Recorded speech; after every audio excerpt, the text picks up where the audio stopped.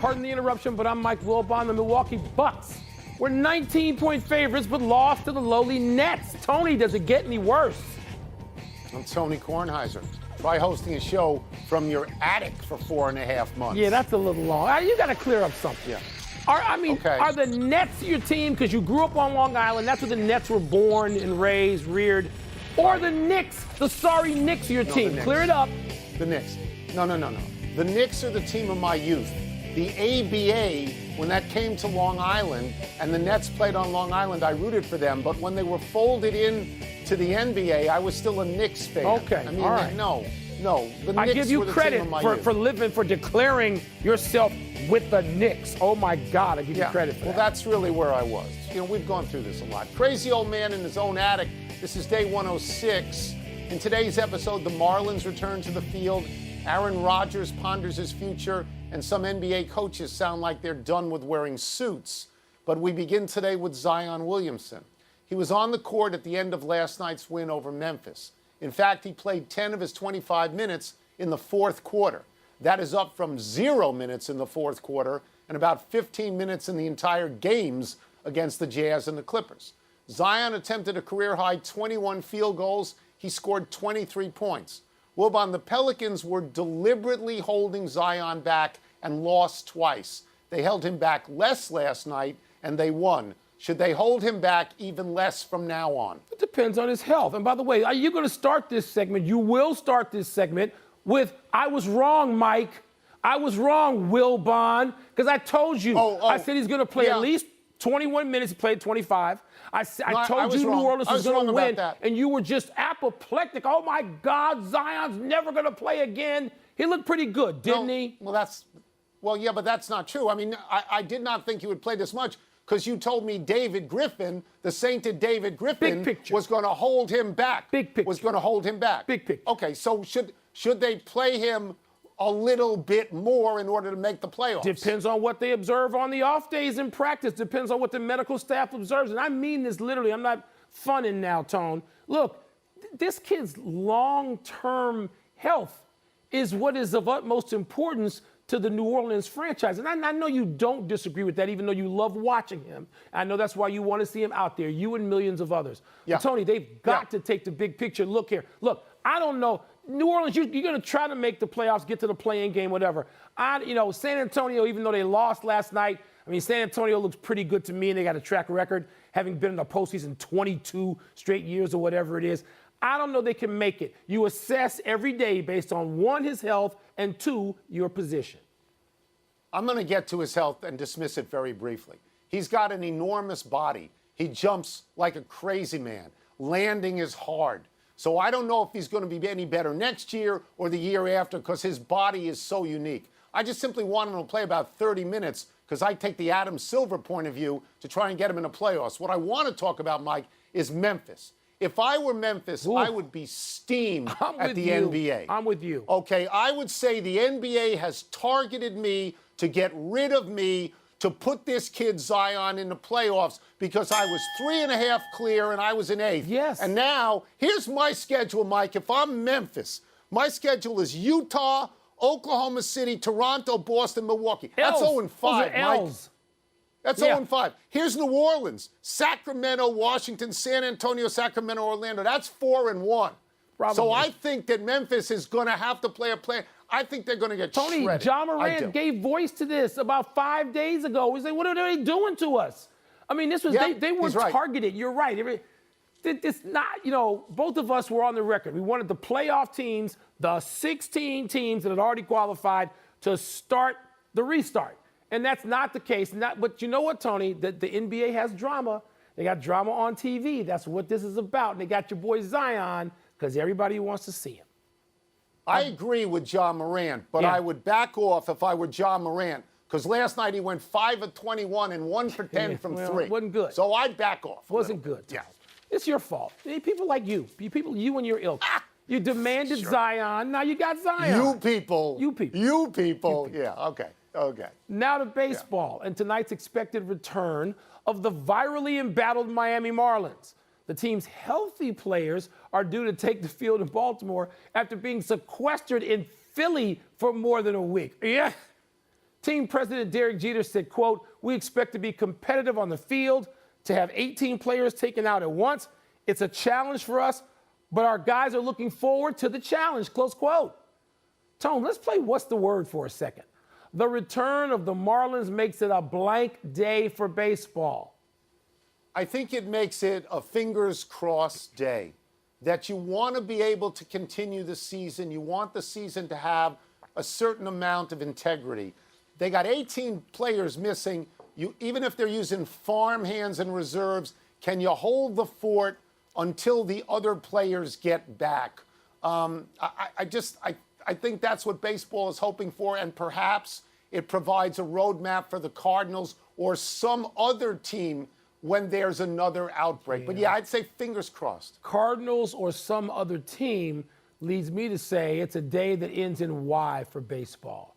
I mean, this is, sort of the norm. At least it has been for the first 2 weeks of baseball's season. Yes. And there's no real reason to presume that baseball's not going to have more of this. I hope they have none of it.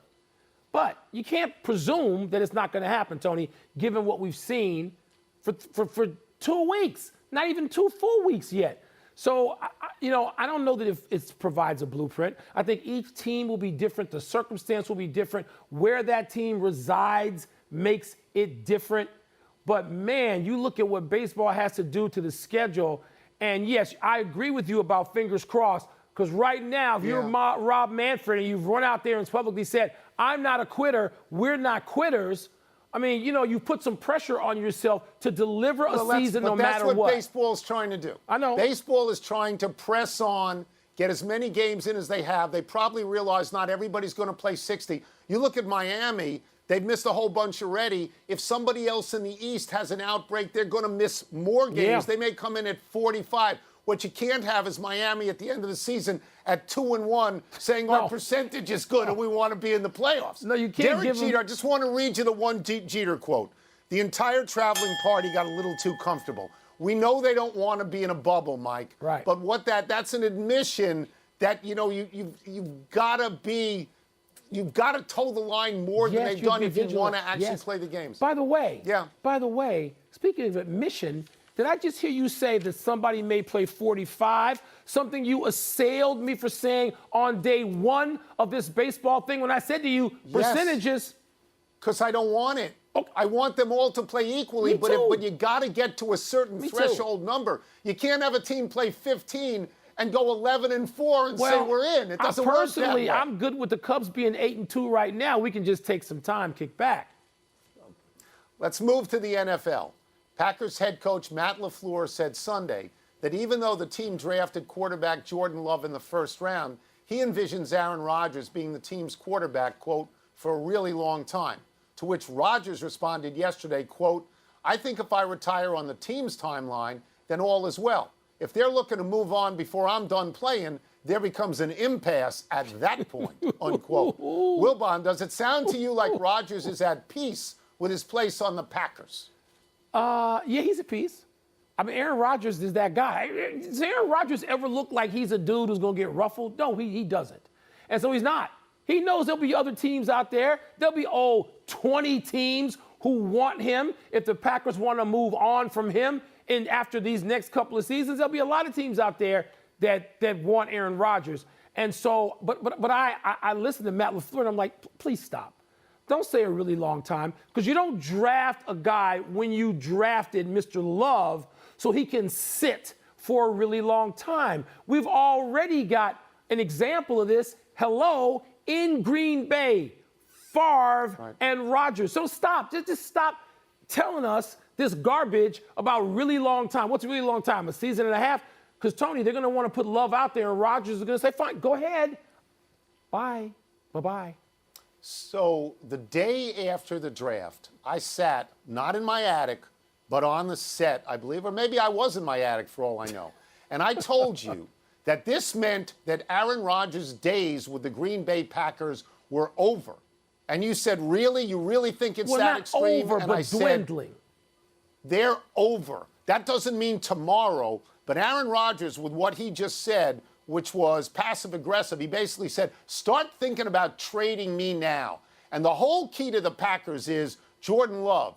What if he's not great? Yeah. What if he's a career backup? Because Aaron Rodgers is not. You're going to have to crawl back to Aaron Rodgers, and I don't know that he's going to talk to you. Aaron Rodgers is a lot like Tom Brady and Michael Jordan, and that every single slight that ever happened to him publicly, he's aware of it. Yeah. And you're going to have to pay for it. So I think you and I are in agreement that he doesn't want to be with Green Bay at this point. Well, Tony, here's the question.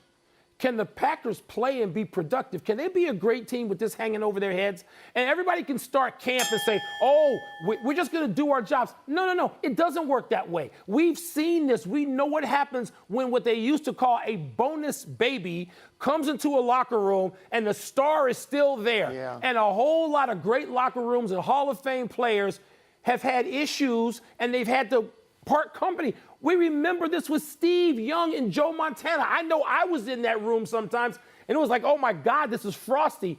What's going to happen? Do you think the Packers can get through a great season in 2020 if there is one with Aaron Rodgers? No, you don't think so? I'm not sure of that. I am sure of this, that it takes an egomaniac to move up to draft a quarterback when you've got Aaron Rodgers. I agree. That's insane. Let's take a break. Coming up, could NBA coaches really swear off suits for athleisure wear? Please don't do that. And later, does wrapping up the number one seed really mean anything in this NBA bubble?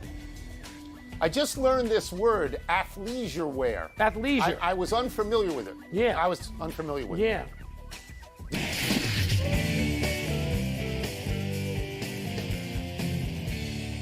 Zach Lowe of ESPN wrote about the new fashion look of NBA coaches in the bubble. They're wearing slacks and polo shirts to coach. No, the actual terrible. NBA coach's dress code Hate it. under normal conditions is suit jacket and a collared dress shirt, tie optional. Lowe says a lot of coaches would cheerfully opt for this new casual look, including Greg Popovich, Steve Kerr, and Eric Spoelstra, who among them have 10 championships. Wilbon, you are a very stylish Thank fellow. you. Would you object to allowing this new casual look for coaches? Yes, I would object to it. It should be called the Pat Riley rule because he's the greatest dress coach ever. Remember when guys like Larry Brown, Mike Ditka, Tom Landry, Lombardi, Coach Daly, Lenny Wilkins, they dressed. They looked good. You wanted to see what they had on when they came to the arena.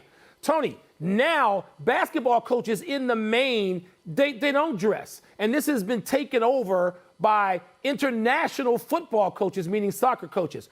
Pep Guardiola, Manchester City's manager. Diego Simeone, Atletico Madrid's manager. Antonio Conte, Inter Milan's manager. Because Jay Wright is like the last guy left in basketball. You don't just give this over to Europe and beyond. Come on, basketball coaches, what are you doing, man? Put some clothes on. Pat Riley should have a conference call and say, get dressed. Stop wearing these stupid golf shirts on the sideline. I am so impressed with the research you have done.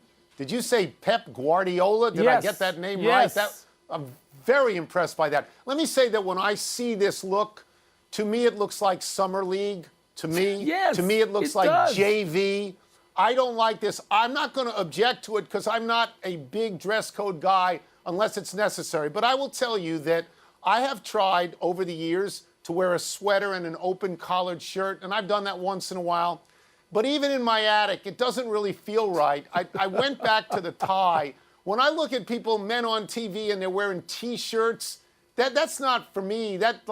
Dress like an adult. At least a jacket. A jacket. I don't like it. It's not I just don't like Friday, it. all of a sudden. You know what? The NBA has produced some of the best dressed guys on television.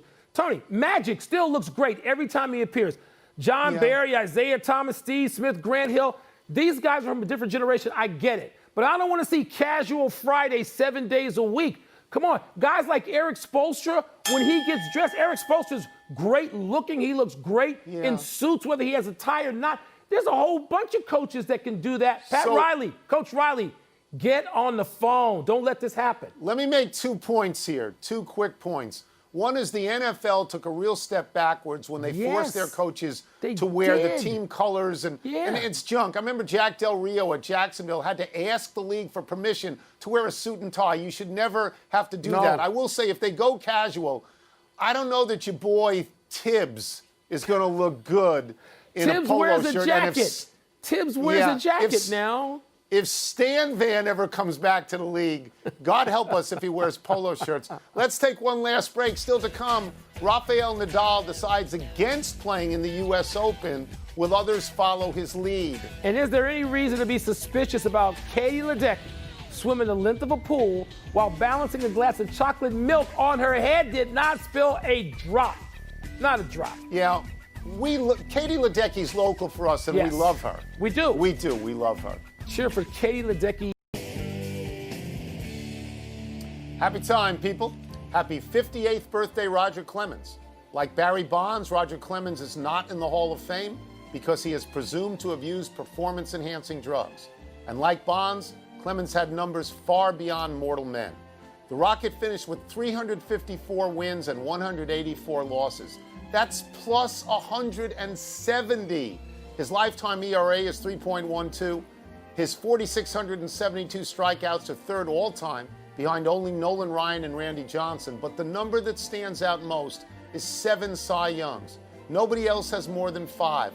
Clemens won 3 Cys in Boston, 2 in Toronto, and 1 each with the Yankees and the Astros. He was a great pitcher wherever he went. He won 2 World Series with the Yankees. He had 2 20-strikeout games. He was the AL MVP in 1986. It is rare for a starting pitcher to win the MVP. In the last 35 years, there's only Clemens in Boston, Justin Verlander in Detroit, and Clayton Kershaw in Los Angeles. By any objective measure, Clemens belongs in Cooperstown, but neither he nor Bonds appears likely to get in before their eligibility runs out in 2022.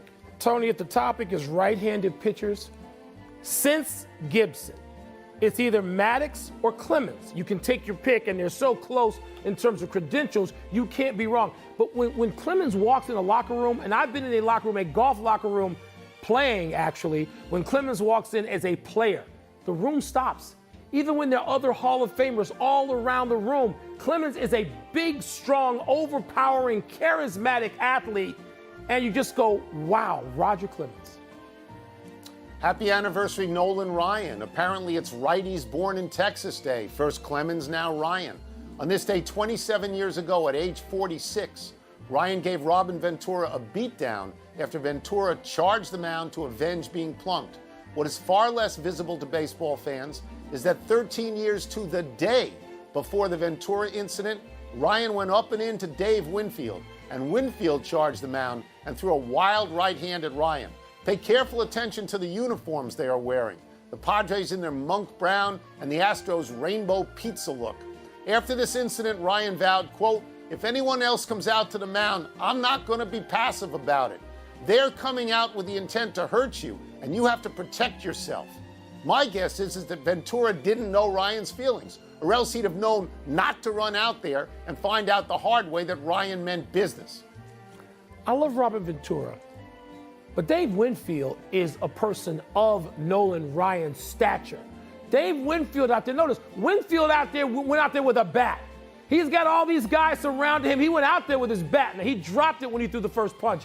I've gotten to know Dave Winfield later after his athletic career, and he's just, Tony, you know this because you knew Dave Winfield as a player.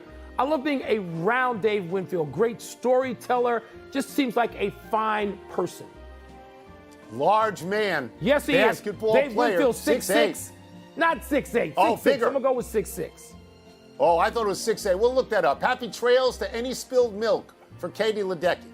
As you can see in this video, Bethesda's own Katie Ledecky, the sensational 5-time Olympic gold medal swimmer, put on a snorkel so she could breathe without coming up for air, and swam the length of a 50-meter pool with a glass of chocolate milk balanced on her head and did not spill a single drop.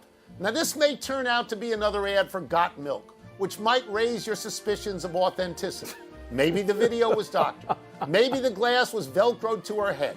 Maybe there's an invisible cap on the glass so it can't spill. But if it's real, and I think it's real because I know her and I know the family, then it's absolutely amazing. The milk is in a glass on her head. She swims, it does not spill. You don't have to worry about crying over it because it doesn't spill. I can't walk from my kitchen table to the sink without spilling something. How old do you think Katie was the first time she did that? 8, 9, 10 years old, max 12. It's amazing. She's done that before. The question is, when is the last time she did it before she did it in the video? That's extraordinary. You got to presume Michael Phelps can do that too, right? I guess. Right? I guess. One clarification, Dave Winfield is 6'6". Of You were course. right, Wilbon. I'm always right. One omission, Astros closer Roberto Osuna might need Tommy John surgery. He's looking for a second opinion, and we go to the big finish. Let's do it. Rafael Nadal says he won't play in the U.S. Open due to virus concerns. Your thoughts? Tony, this opens it up a wide path it was seen for Djokovic, right? I mean, the Joker's in the tournament field. At least we're told he's going to be now. The Lakers locked up the number 1 seed in the West. Is this significant? No, because there's no home court advantage on a neutral side. I mean, you get to play the 8 instead of somebody else, but no. Connor McDavid had a hat trick as the Oilers evened up things against your Blackhawks. You had to be impressed with that. Yeah, I watched. I watched until it was 4-3, and I had enough. And Connor McDavid was spectacular last night with the hat trick. The Braves lost ace Mike Soroka for the season. Tore his Achilles running to cover first base or trying to. Your thoughts? On the field, it's terrible. It's terrible. He was pitching against DeGrom. That's terrible. Last one, the Hurricanes can eliminate the Rangers tonight, will they? No. Your Rangers will win at least one game, Tony, and extend the series. Out of time, try and do better the next time. I'm Tony Kornheiser. And I'm Mike Wilbon. Same time tomorrow, Knuckleheads. You can get the podcast on the ESPN app or Apple Podcast. I'm back in the studio, Tony. I'm back in the studio. Vetter Black, happy birthday. Shout out. Happy trails.